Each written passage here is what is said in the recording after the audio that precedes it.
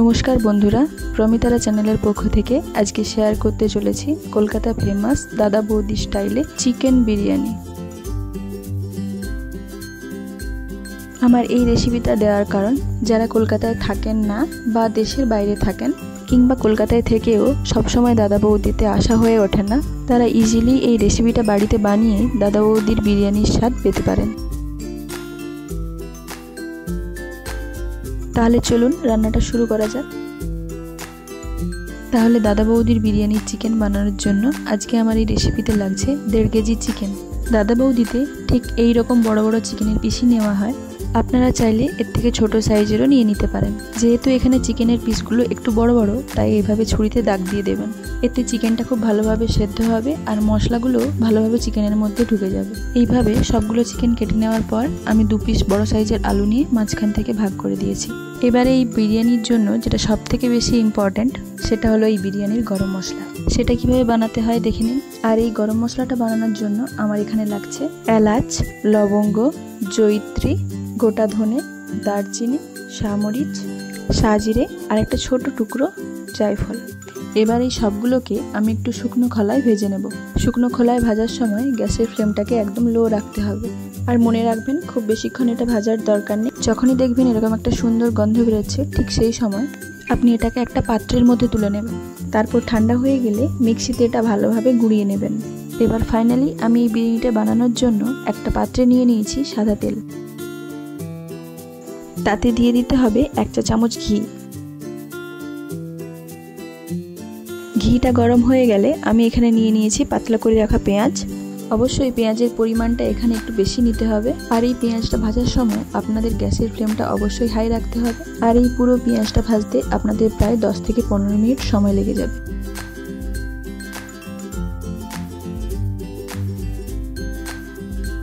আর যখনই দেখবেন পেঁয়াজটা এরকম গোল্ডেন ব্রাউন হয়ে গেছে, তখনই আমাদের দিয়ে দিতে হবে পরিমাণ মতো জল। জল দেওয়ার পরে এখানে কিছু মশলা দিয়ে দিতে হবে, বা তার আগেই এখানে দিয়ে দিতে হবে পরিমাণ মতো নুন। আর নুনটা দেওয়া হয়ে গেলেই এখানে দিয়ে দিচ্ছি কাশ্মীরি লঙ্কার গুঁড়ো আর 1 চা চামচ হলুদ গুঁড়ো। মশলাগুলো দেওয়ার পরে একবার ভালো করে মিশিয়ে নিন। মিশিয়ে নেওয়ার পরে যখনই দেখবেন জলটার মধ্যে খুব ভালো করে কালার চলে এসেছে, ঠিক সেই সময় আমাদের এখানে দিয়ে দিতে হবে বিরিয়ানির আলুগুলো। আলুগুলো দেওয়ার পরে আরেকটু জল দিয়ে দিতে হবে, যাতে আলুগুলো ভালোভাবে সেদ্ধ হয়ে যায়। এবার এই আলুগুলো সেদ্ধ হওয়ার সময় আমাদের এখানে দিয়ে দিতে হবে সামান্য মিঠা আতর। এতে আলুগুলোর গন্ধ আরো অনেকটাই বেড়ে যায়। একবার ভালো করে মিশিয়ে নেওয়ার পর এখানে দিয়ে দিতে হবে আদা ও রসুন বাটার জল। আপনারা চাইলে এখানে আদা ও রসুন বাটাও দিয়ে দিতে পারেন। এরপর একবার জলটা ফুটে যাওয়ার পরে আপনাদের ঢাকা দিয়ে ততক্ষণ কুক করে নিতে হবে যতক্ষণ না আলুটা 80% মতো কুক হয়ে যাচ্ছে। এবার ঢাকাটা খুলে আমি আপনাদের দেখাচ্ছি। দেখুন, জলটাও অনেকটা কমে এসেছে আর আলুগুলো একদম সুন্দরভাবে সেদ্ধ হয়ে গেছে। এবার একে একে আলুগুলোকেও তুলে নিতে হবে, তবে শুধুমাত্র আলুগুলোই তুলবেন, পেঁয়াজগুলো গ্রেভির মধ্যেই থেকে যাবে। তাহলে এখানে আমার বিরিয়ানির আলুগুলো পারফেক্টলি বয়েল হয়ে গেল। আর এটা কতটা পারফেক্টলি বয়েল হয়েছে সেটাও দেখে নিন। এবার যে গ্রেভিটা পড়ে রইল, এটাকে দাদা বৌদিতে বলা হয় পেঁয়াজের রস। এই পেঁয়াজের রসের মধ্যেই আমাদের চিকেনগুলোকে কুক করে নিতে হবে। আর এই চিকেনগুলো থেকে এমনিতেই জল ছাড়বে, তাই আলাদা করে আমাদের জল দেওয়ার দরকার নেই।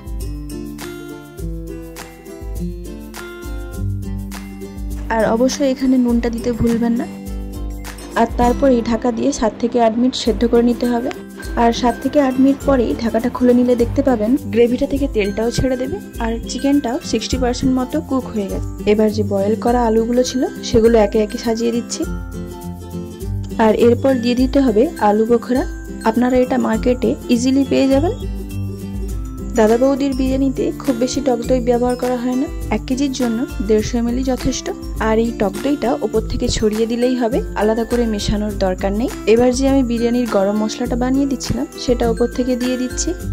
আর ওপাশেও দিয়ে দিয়েছি বিরিয়ানির জলটা গরম হওয়ার জন্য। আর এই জলটা যতক্ষণ গরম হবে, হাঁড়ির ঢাকনার উপর দিয়ে দিতে হবে 2টো তেজপাতা, 2টো দারচিনি, সামান্য গোলমরিচ, 3টে এলাচ, 3টে লবঙ্গ আর পরিমাণ মতো নুন। আর জলটা গরম হয়ে গেলে এই সব কিছু জলের মধ্যে দিয়ে 2 থেকে 3 মিনিট ফুটিয়ে নেব।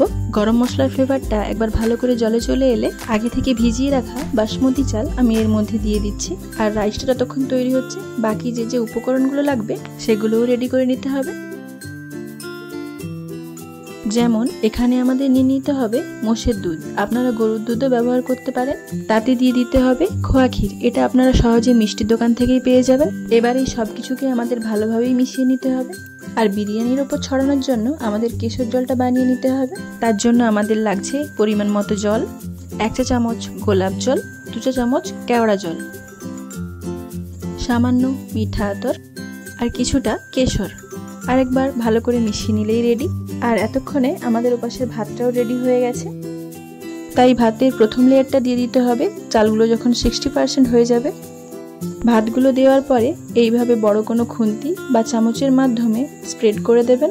তারপর আমরা যে দুধের ঘোলটা বানিয়ে রেখেছিলাম সেটা এর মধ্যে দিয়ে দিচ্ছি। পুরোটা দেওয়া হয়ে গেলে বাকি যে রাইসটা বাকি ছিল সেটাও এর মধ্যে দিয়ে দিতে হবে। সব রাইসটা দেওয়া হয়ে গেলে ভালো করে আরও একবার স্প্রেড করে দিতে হবে। তারপর দিয়ে দিচ্ছি আগে থেকে বানিয়ে রাখা গরম মশলাটা, সাথে ছড়িয়ে দেব আমাদের এই কেশর জলটাও, আর সবশেষে উপর থেকে ছড়িয়ে দেব ঘি। ভালো করে ঢাকিয়ে নিয়ে আমি একটা চাটুর ওপর দম দেওয়ার জন্য রেখে দিচ্ছি। আর যেটা মোস্ট ইম্পর্টেন্ট, দম দেওয়ার জন্য আপনাদের প্রথমে রাখতে হবে 10 মিনিট হাই ফ্লেমে, তারপর একদম লো ফ্লেম করে দিয়ে সেটাকে রাখতে হবে 15 মিনিট। তারপর গ্যাসের ফ্লেমটা বন্ধ করে দিয়ে ওই একই চাটুর উপর আপনাকে রাখতে হবে আরও 10 মিনিট। তাহলে টোটাল হলো 35 মিনিট। গ্যাস অন করে 25 মিনিট আর 10 মিনিট গ্যাস অফ করে। আশা করি আপনাদের বুঝতে কোনো অসুবিধে হয়নি। তাহলে আমাদের এখন বিরিয়ানিটাও দম দেওয়া হয়ে গেছে। এখন আমি আপনাদের খুলে দেখাচ্ছি। দেখুন রাইস কিন্তু একদম সুন্দরভাবে কুক হয়ে গেছে। আর এই বিরিয়ানি কাটার সময় এই সাদা রাইসগুলো একটু ওপরে তুলে নেবেন। এবার একটা সাইড থেকে আপনাদের বিরিয়ানিটা কেটে নিতে হবে।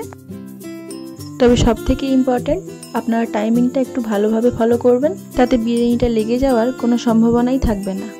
আর একবার হলেও এই রেসিপিটা আপনাদের বাড়িতে ট্রাই করার রিকোয়েস্ট রইল।